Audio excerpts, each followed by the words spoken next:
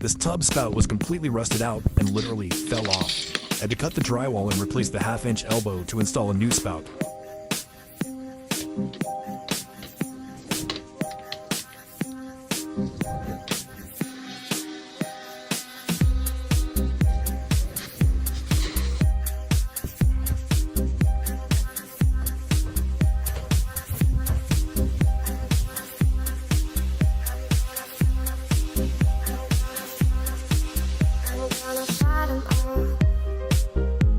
The Seven Nation Army couldn't hold me back.